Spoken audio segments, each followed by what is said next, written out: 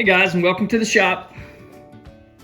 So I've taken a little time and cleared the paint off this area right here.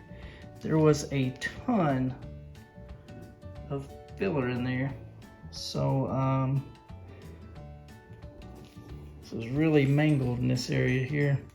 So I'm looking at maybe replacing that panel there. Anyway, more to come on that.